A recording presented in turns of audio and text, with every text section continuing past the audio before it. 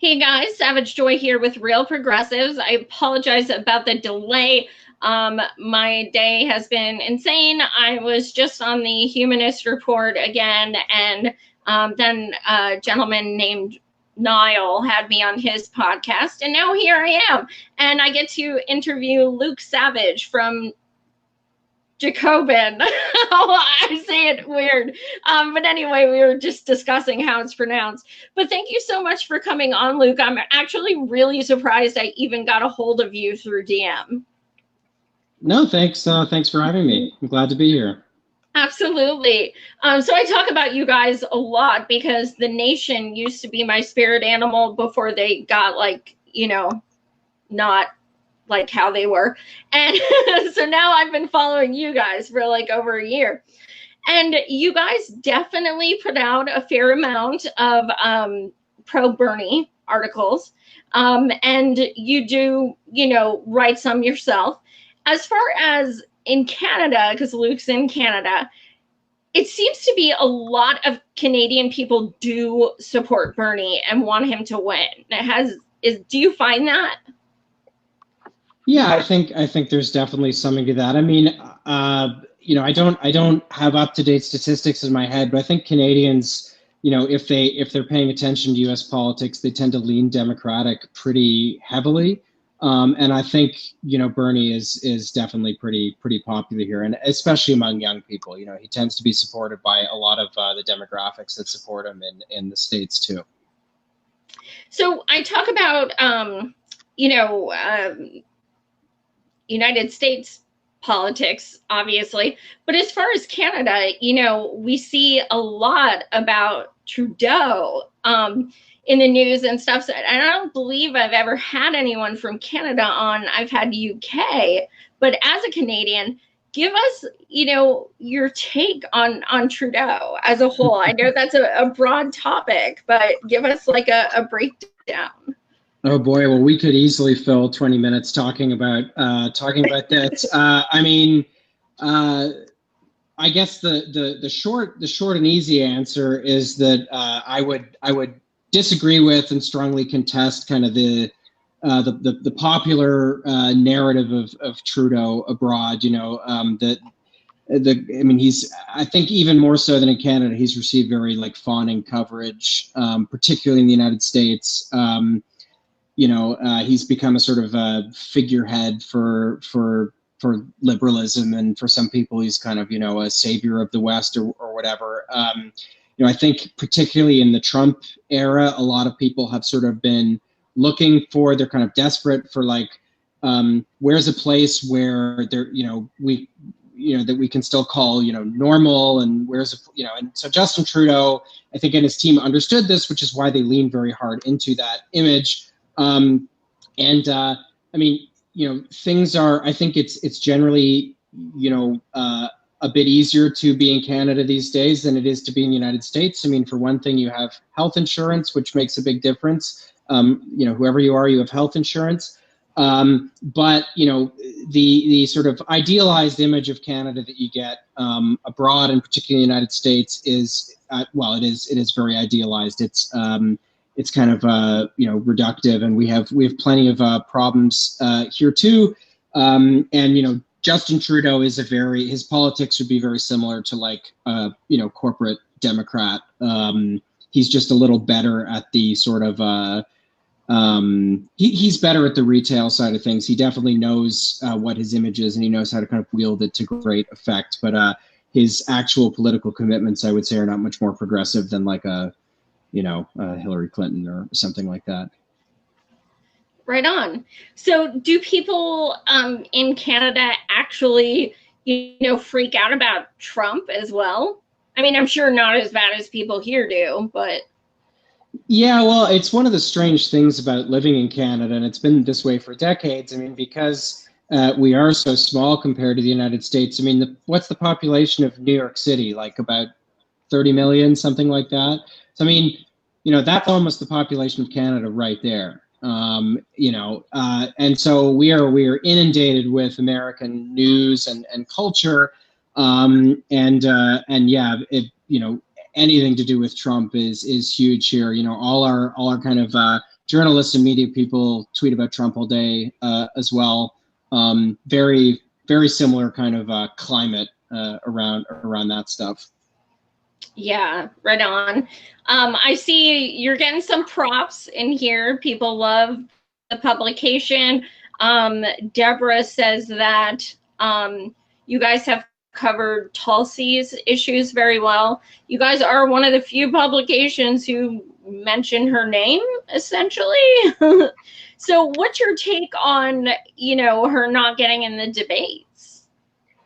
I mean, I haven't done a lot of work on her campaign specifically myself. I mean, I guess I would have liked to see both her and Mike Gravel in the debates. I mean, I think that just in the interest of kind of ideological diversity, substituting either of them particularly in the last. I mean, I guess she was in the last debate, but I mean, for the kind of cavalcade of functionally identical corporate Democrats that have been on the stage over and over again. I mean, even if you're watching and you watch this stuff for a living, it's hard to tell Eric Swalwell apart from Michael Bennett or whatever. So I would have liked to have I think having more people on the stage is good. But I mean, I'm pretty I think I'm pretty open about my commitments. I think Bernie Sanders is the best candidate, and judging by the what I see, behind you there, I think you probably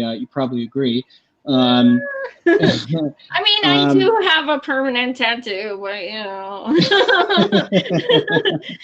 Right, I mean, we're I kind of feel like he's the only hope we have. But what do you think is the most, as someone who, is in independent media and does cover politics, what do you think is the most important, pressing, topic right now? What do you think everyone should be focused on the most?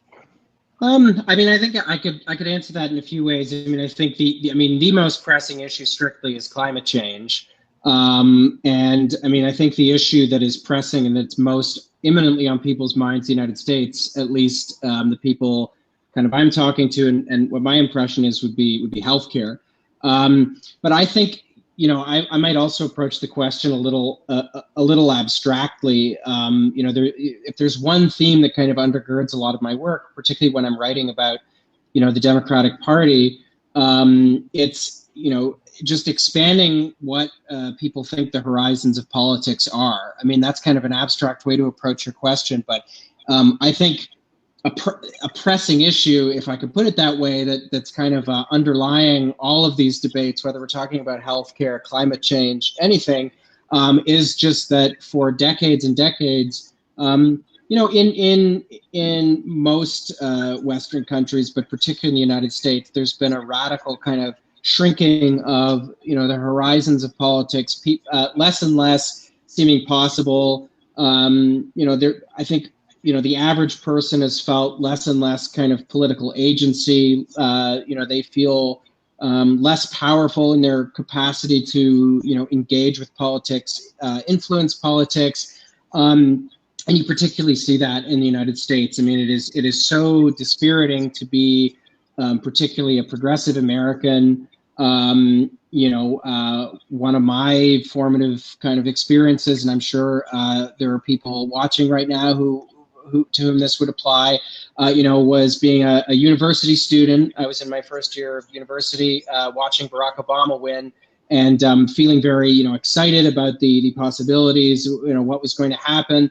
And then over the next few years, realizing that the Obama phenomenon was actually much more of a conservative phenomenon than I'd have thought, as an 18 or 19-year-old.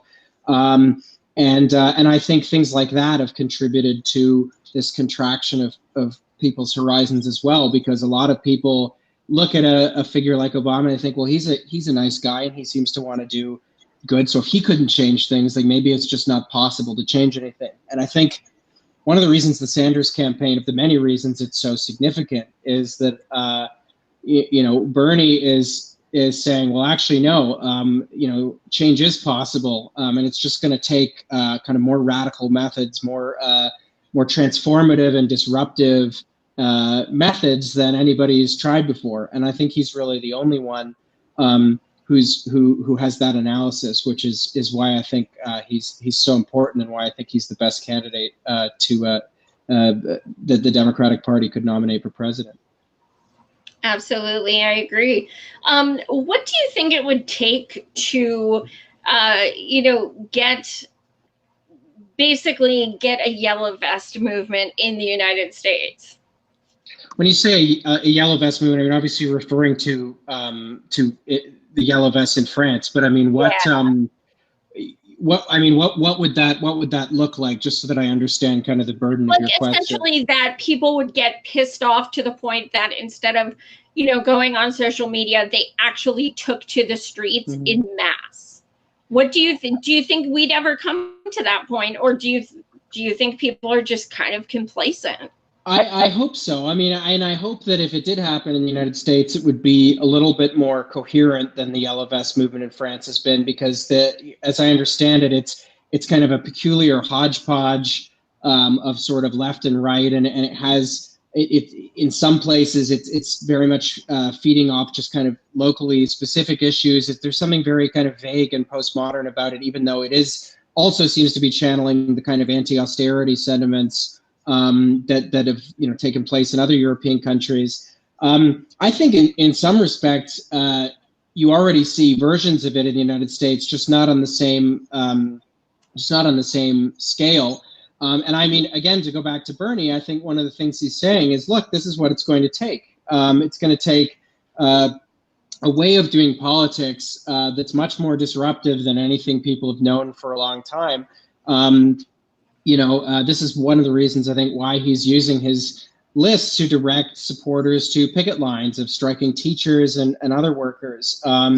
It's why he spends so much time thinking about, the way power works outside of, just Congress and kind of the, electoral politics. It's why, I think it was 2 weeks ago, he tabled this big labor reform bill that's aiming to empower a lot more workers and make it much easier to join a trade union, increase the bargaining power of American workers, that kind of thing. I guess I kind of meandered there a little bit, but that's a partial attempt to answer your question. I think it is happening kind of already, but I think there are things that politicians can do, progressive politicians, to kind of kick all that along, and that's something that Bernie's trying to do with his campaign. Agree. So I see some comments about labor and Corbyn. Are you following everything going on right now? I wouldn't say I'm following everything, if by everything we mean sort of the minute-by-minute Brexit shenanigans, but I do follow British politics pretty closely, so if people have questions about that, I'd be happy to take a stab. Well, no, just kind of what are your thoughts right now on Corbyn and everything that's going on? Sure. Well, I was an early supporter of Corbyn's. In fact, before he was even on the ballot in the Labour leadership in 2015, I was, from my desk in Toronto, I was tweeting at Labour MPs I'd never heard of, demanding that they nominate him so that he could get on the ballot. And I mean, I was pleasantly surprised by how well he did, although probably less surprised than other people. I was convinced that if somebody with his politics could get on the ballot, it would be very popular. And I think a lot of people around him felt that way too, and they've been proven right. I mean, he is probably one of the most radical figures to lead a major political party in the Western world for a very long time. I think he's done really incredible things, particularly given, I mean, just the scale of the onslaught against him. I imagine we have a lot of Bernie supporters who are watching right now, and I mean, they'll be familiar with the media bias against Bernie, for want of anything better to call it. I mean, they'll be aware of just the many dimensions to it, the just plain making stuff up, the kind of torqued headlines, the selective deployment of polling, the constant narratives about how he's failing or whatever. people will be familiar with those kinds of things. And if people haven't been following the UK, they may not be aware that all of that stuff has been happening there too, in ways that are far, far worse. I mean, that are somehow more intense. I was surprised that in 2017, when Britain went to the polls, the Labour Party was able to recover from something like a 20-point. They were trailing the Tories by 20 points, and they'd almost tied things up by the end, and that the swing to Labour in that election was larger than any achieved since 1945, at least, if not bigger than 1945. So it's a big deal, and I mean, people that are rooting for Bernie should pay close attention to what's going on in Britain, because I think in some ways things are a little further along there. Britain, unlike the United States, has had a working class, labor-based political party for some time. It hasn't always been a pro-working class party, since the 1990s until Corbyn. It kind of became a kind of a right-leaning party, in some ways more right-wing than the American Democrats. But the traditions of trade unionism and things like that are much more robust in Britain. So for that reason, among others, things are a little farther along there. The Labour program, I think, is also a little more kind of developed than Bernie's. Bernie's still in the process of developing his platform, although he's put out some really great plans in recent weeks. And I mean, the big question mark as with everything in British politics is Brexit, and that's something that Corbyn and the Labour Party have been trying to navigate. It's very difficult, but I think given the circumstances, they've done a fairly good job. That's again something that we could spend a long time talking about, but probably shouldn't go too much into the details there. No, you answered it well. I was like, I don't know if I should ask this, but you rocked it. So I kind of digress a little, but I noticed that looking at candidates since I started my show 2 years ago, I look at things differently. So as a writer and someone who analyzes politicians and reps and things, what is it that you look for in someone before you vote for them? Do you have, like, a lack of a better term, litmus test that you check boxes on? It's kind of it's kind of a difficult question to answer. I mean, I think the most obvious way to answer is that I guess if I was advising other people, that's maybe a little easier way to answer it. I would say, the most important place to begin is just look at what the program is, and if there is a program, is there, one. I mean, again, all roads seem to lead back to Bernie this evening, but one of the things that makes Bernie such a distinctive force in American politics is that he has a discernible platform at all, and that sounds like a bit of an exaggeration, a bit of hyperbole. But if you were to go back to 2015, 2016 and ask the average Bernie Sanders supporter, what's he running on, they would be able to tell you. They would say free college. They would say Medicare for all. There would be a list of things that they kind of would be walking around with in their pockets, and they would be able to name. And that's not the case for a lot of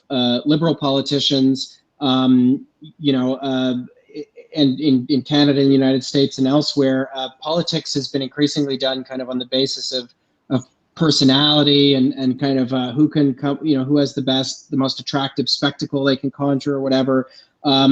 That's profoundly unhelpful. And it's also personality politics, I would argue, are kind of inherently conservative, because they're not really about, if somebody's running on personality, they're probably not really running to change things. They're running to make the status quo kind of look more attractive in some way, maybe make a few tweaks here and there. So I would say that, in terms of the details of an actual program, I have particular commitments and things like that. I'm a democratic socialist. Jacobin is a socialist publication, and so we have particular things that we're looking for, changes we'd like to see, and particular ways of thinking about, how the world is and how it ought to be. And so I would, the process, is very contingent on that. But I would say if I was advising anybody, regardless of their politics, starting from, just thinking very seriously about what your beliefs are, and then finding, try to find them reflected in someone or in a political party is a really good place to start, because there's too much emphasis on personality everywhere these days. Absolutely. So let's say that, not that it's up to us, but let's say Bernie did get the nom. Okay, I got goosebumps. I'm not saying it's going to happen because I hate the Democratic Party, but let's just say he gets it. Who is your ideal VP? I have to say I haven't given it much thought. I mean, the very obvious answer is Elizabeth Warren. There's a few reasons for that. I mean, one, I think she does have better politics than any other Democrat of her stature, and the other is that she's popular with some constituencies who I think rather irrationally and unfairly dislike Bernie. So just from a kind of tactical point of view, she might be able to help Bernie build coalitions within the Democratic Party that he wouldn't otherwise be able to. But I really haven't given it much thought, and it's a difficult question at this point, because the idea of Bernie winning, even though I think it is distinctly possible, is still kind of a very abstract thing, and we'll kind of have to see, like, how does he win, and if he does. Minneapolis in next July. Come cover it, because I'll be there protesting. I figure I'm gonna have to protest for something, so I'm just planning on going, because I protested the last convention, so I'm just getting ready. But just in case. So tell us what is upcoming with your articles. What are you working on now? Sure.